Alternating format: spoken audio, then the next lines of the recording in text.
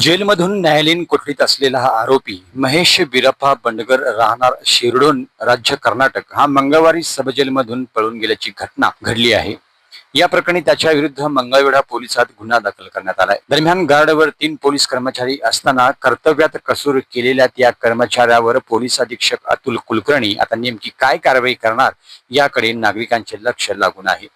आरोपी महेश बंडगर हा Mangalvedha police Thane BNS कलम 118(2)352 प्रमाणे त्याच्यावर गुन्हा दाखल होता। सध्या हा आरोपी न्यायालयीन कोठडीत असताना मंगळवारी 9 जून रोजी भर दुपारी 12:35 न्यायालयीन कोठडीतील सबजेल कायदेशीर रखवालीतून स्थानबद्ध असताना नजर चुकवून तो फरार झाला असल्याचे पोलीस अंमलदार अमर नकाते यांनी दिलेल्या फिर्यादीत म्हटलं आहे। याचा अधिक तपास पोलीस हवालदार दत्तात्रय हवरे हे करीत आहेत।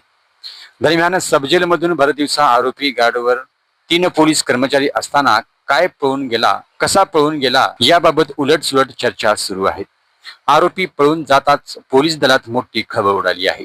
याची माहिती मीडियापर्यंत पोहोचू नये याची कटाक्षाने काळजी पोलीस प्रशासनाने घेतली होती। प्रसार माध्यमांनी याबाबत माहिती विचारली असता अधिकाऱ्यांसह कर्मचाऱ्यांनी हात झटकलं। मात्र गुन्हा दाखल झाल्यानंतर याबाबत सविस्तर माहिती मिळाली आहे। कारागृहामध्ये आरोपींना जेवणाचे डबे खासगी व्यक्ती पुरवत असताना आरोपी या संधीचा फायदा घेऊन फरार झाल्याची चर्चा परिसरात दिवसभर सुरू होती।